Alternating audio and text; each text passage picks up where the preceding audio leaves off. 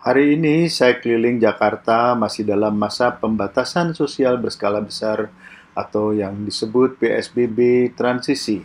Menurut Kompas.com, sampai hari terakhir ini, kasus COVID-19 di DKI Jakarta, jumlah kasusnya terbilang masih naik turun. Saat ini, di angka yang lebih tinggi dibandingkan sebelumnya. Data sepekan terakhir bertambah 3.271 kasus.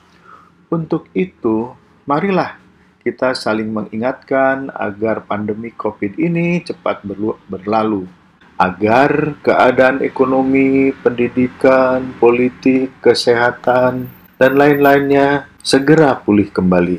Nah, untuk itu kita harus mengusahakan secara bersama serempak mengikuti protokol kesehatan yang telah dicanangkan oleh pemerintah. Seperti kita ketahui, sampai sekarang untuk mengatasi pandemi virus ini belum ada terapinya. Belum ada obatnya yang untuk membasmi virus ini. Bahkan seluruh dunia pun masih mencari dan meneliti. Oleh karena itu, kita harus mengusahakan daya tahan tubuh kita tetap optimal.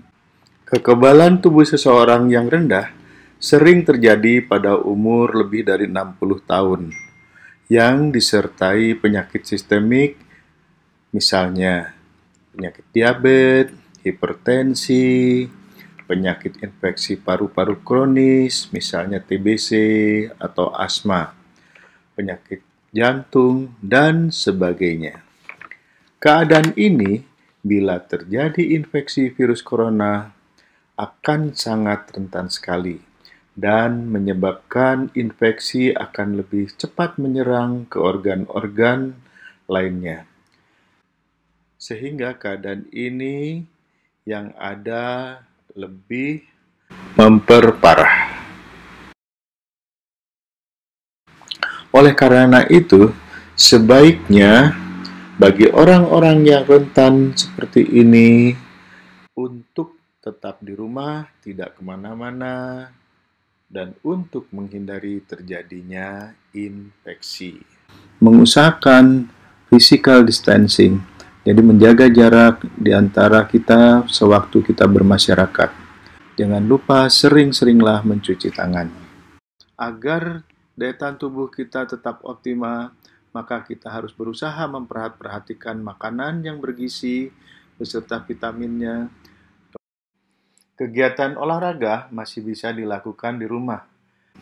Misalnya lari-lari kecil di halaman belakang atau senam workout di depan TV. Ini cukup menggerakkan tubuh kita agar bisa mengeluarkan cukup keringat dan badan agar tetap sehat. Dengan waktu 20 atau 30 menit cukup. Usahakan dilakukan setiap hari.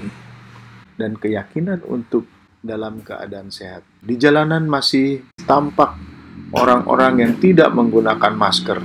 Masker ini sangat berguna untuk mencegah terjadinya penularan antar sesama. Di masyarakat terdapat orang yang sudah terpapar COVID tetapi tidak bergejala.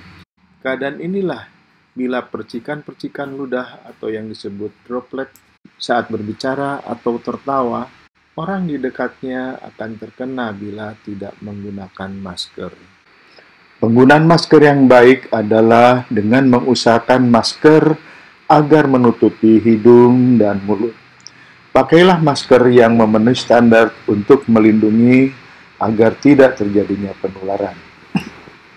Misalnya, menggunakan masker medis yang berwarna hijau seperti gambar ini, atau lebih baik dengan menggunakan masker tipe KN95 seperti pada gambar ini juga. Masker tipe ini melindungi dari percikan-percikan ludah di udara bagi yang menggunakannya, serta mencegah keluarnya percikan-percikan ludah yang memakainya. Sehingga memungkinkan mencegah tertularnya dan mencegah menularkan virus terhadap orang lain.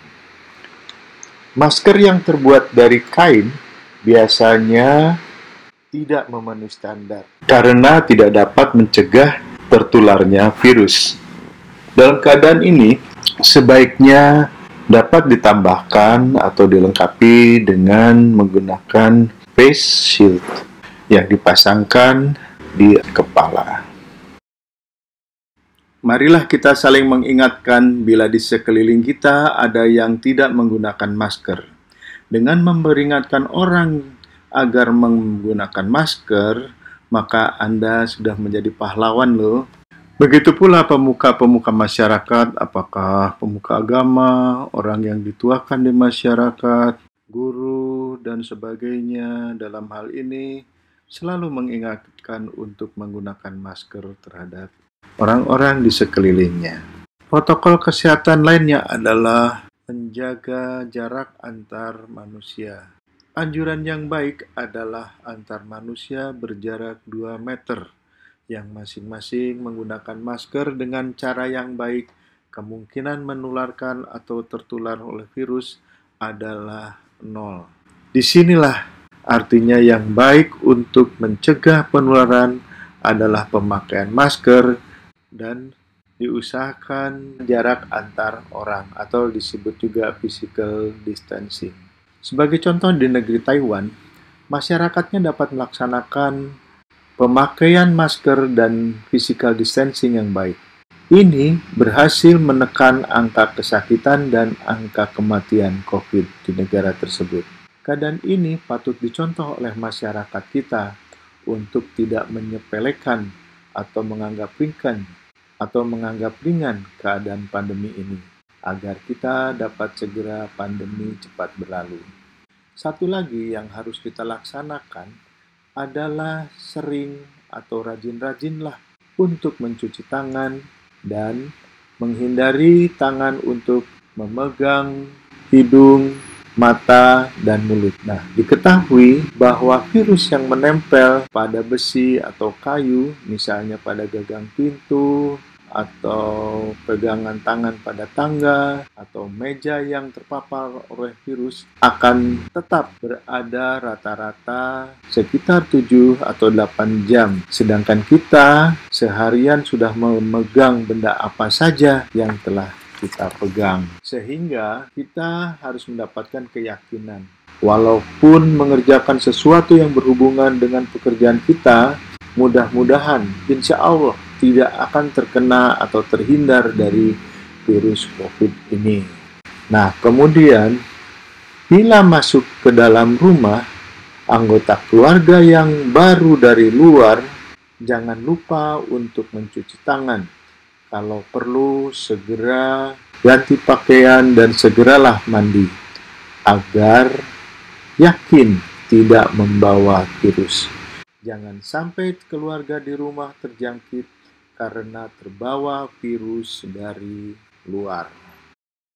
Jadi marilah kita usahakan mulai dari diri kita sendiri dahulu, kemudian marilah kita sama-sama mengingatkan antar sesama agar protokol kesehatan dikerjakan atas kesadaran, kebersamaan untuk mencapai tujuan yang sama, yaitu agar pandemi COVID-19 ini segera berlalu. Terima kasih.